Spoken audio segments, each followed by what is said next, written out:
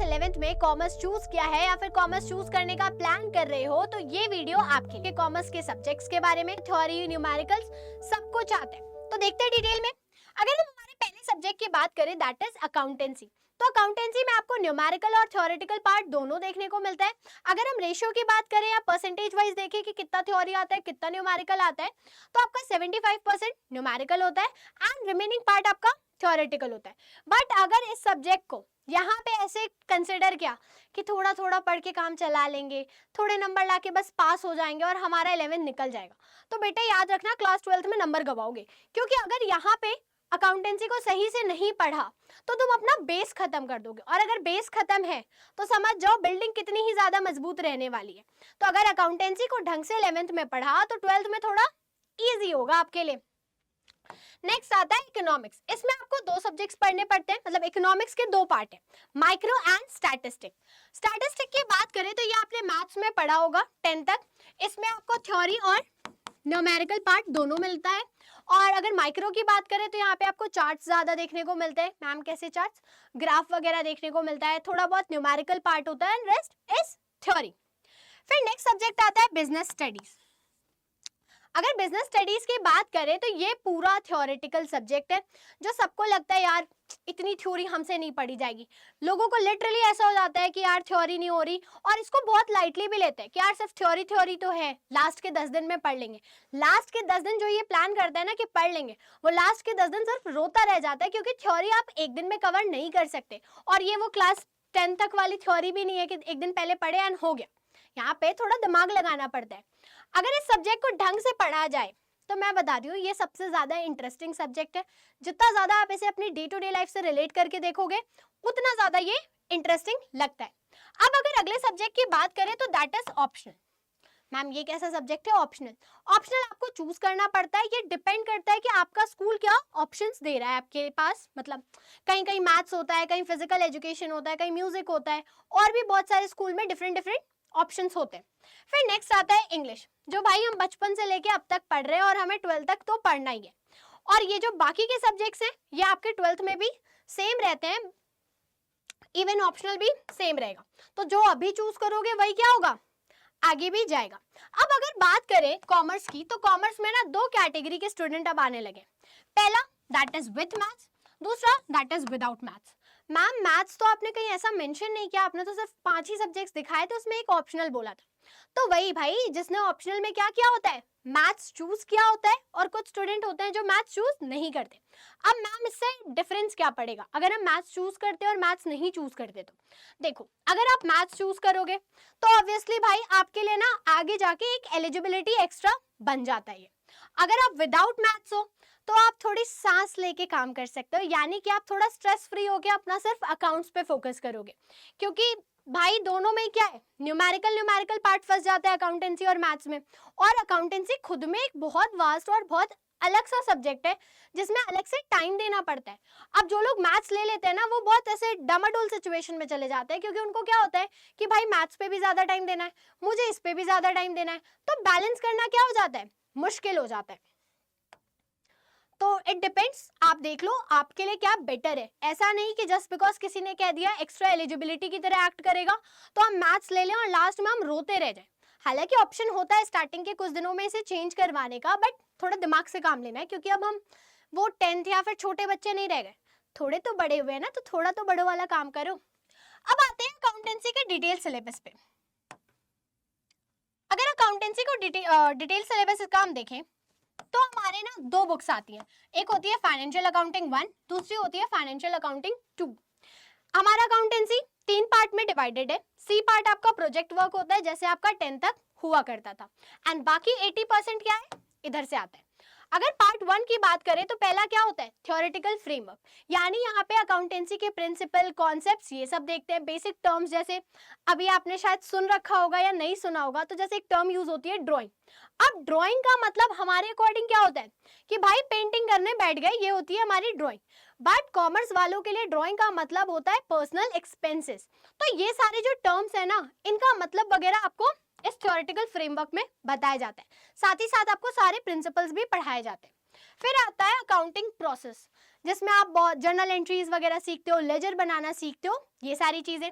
फिर आता है financial statement for sole proprietorship, यानी कि जो इंडिविजुअल्स अपना बिजनेस कंडक्ट करते हैं उनकी अकाउंटिंग कैसे होती है, ये आप इसके पार्ट बी में देखते हो। तो ये रहा आपका अकाउंटेंसी का। अब अगर आपकी बात करें बिजनेस स्टडीज की, तो बिजनेस स्टडीज अगेन 3 पार्ट में, 20 मार्क्स आपका कहाँ होता है, प्रोजेक्ट में होता है, बाकी 80 को दो पार्ट में डिवाइड कर दिया गया। तो पहला पार्ट किस पे, फाउंडेशन ऑफ बिजनेस, कि बिजनेसेस कैसे बनते हैं, टाइप्स ऑफ बिजनेस क्या होता है, आप कौन सा बिजनेस मॉडल चूज करते हो, किसके बेसिस पे चूज करते हो, ये सारी चीजें हम यहाँ पे देखते हैं। फिर आता है फाइनेंस एंड ट्रेड। मैं बोल रही हूँ ना, लगता है कि बहुत बोरिंग है, पर बहुत इंटरेस्टिंग सब्जेक्ट है अगर तुम इसे रिलेट करके पढ़ना स्टार्ट कर दो तो। फिर आता है क्या, फाइनेंस एंड ट्रेड, कि भाई बिजनेसेस फाइनेंस कैसे मैनेज करते हैं। जो ट्रेड होता है हमारे यहाँ, हमें लगता है कि भाई बस एक्सपोर्ट और इंपोर्ट होता है, अरे उस एक्सपोर्ट के पीछे भी 10 चीजें होती है, उस इंपोर्ट के पीछे भी क्या होते हैं, 10 फैक्टर्स छुपे होते हैं। तो वो सारी चीजें हम कहाँ देखते हैं, हम हमारे इस पार्ट में देखते हैं।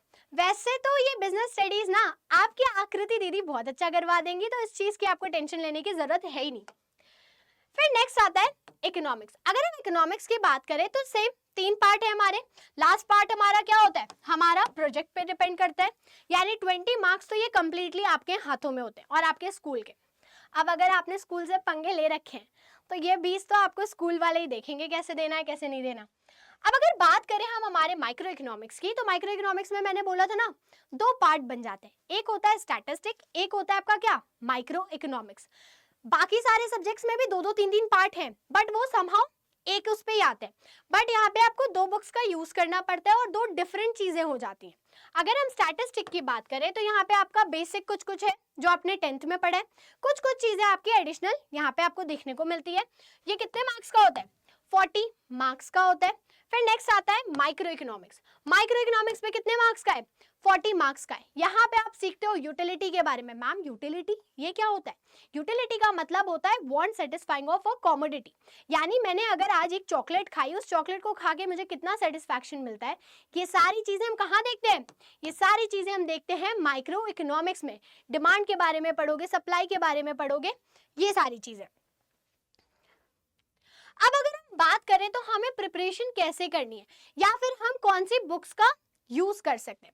अगर हम प्रिपरेशन की बात करें तो यहाँ पे आपको क्या यूज करनी है, एनसीईआरटी। मैम क्या सिर्फ एनसीईआरटी से पढ़ने से काम हो जाता है, देखो एनसीईआरटी पढ़नी है क्योंकि एनसीईआरटी से क्वेश्चंस आते हैं, बट अगर आप सिर्फ एनसीईआरटी पढ़ने बैठ गए ना, मैं बता रही हूँ आपको एक शब्द नहीं समझ में आएगा, कभी कभी तो रोना आ जाता है क्योंकि वो बहुत लेंदी हो जाती है, एक तो बोरिंग हो जाती है और इसके टर्म्स भी ना बहुत डिफिकल्ट साउंड करते हैं।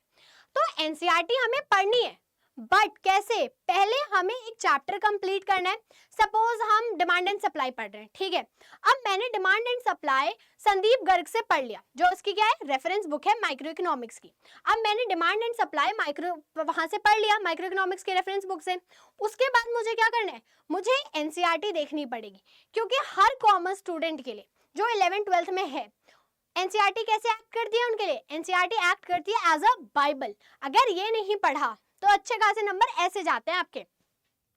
मैम रेफरेंस बुक कौन कौन सी यूज कर सकते हैं, रेफरेंस बुक के लिए आप संदीप गर्ग यूज कर सकते हो, आप टीएस अग्रवाल यूज कर सकते हो। बिजनेस स्टडीज के लिए तो मैं सबको रेकमेंड करती हूँ भाई कि पूनम गांधी ही पढ़ो, पूनम गांधी पढ़ लो, साथ में एनसीईआरटी पढ़ लो। मैं बोल रही हूँ कोई तुम्हें नंबर देने से रोक नहीं सकता, ठीक है, मतलब तुम्हें नंबर लेने से कोई रोक नहीं सकता, कोई नंबर फालतू नहीं काटेगा।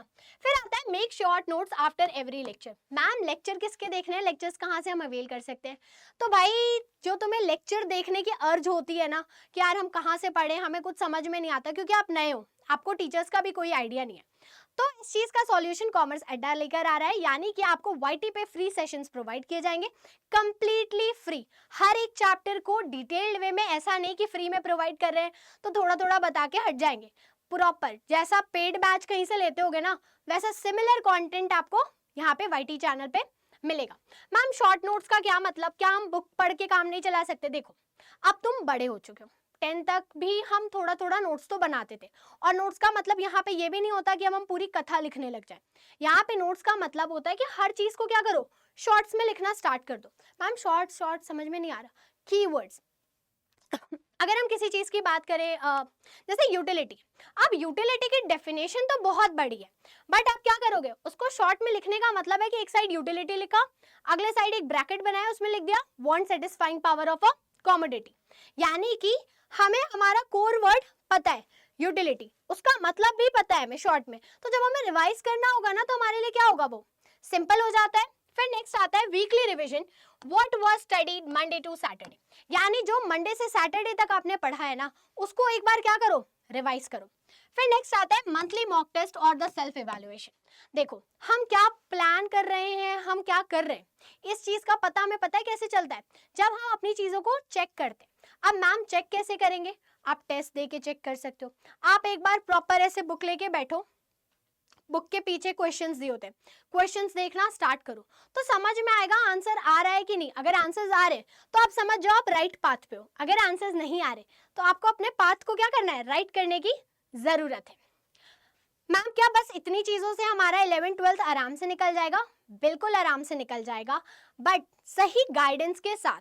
अगर गाइडेंस गलत है तो तुम कुछ भी कर लो, कितना भी सीधा जा लो, एंड में आपका रास्ता गलत साइड मुड़ता ही मुड़ता है। ओके, और एक चीज याद रखना, स्टार्टिंग से ही नोटबुक्स अलग रखना। बहुत लोग क्या करते हैं कि भाई हम जितना पेज बचाना होगा हम ऐसे ही पेज बचाएंगे, अलग अलग नोटबुक रखोगे अलग अलग सब्जेक्ट के अकॉर्डिंग, तो आपके लिए इजी होगा जब भी आप रिवीजन करने बैठोगे।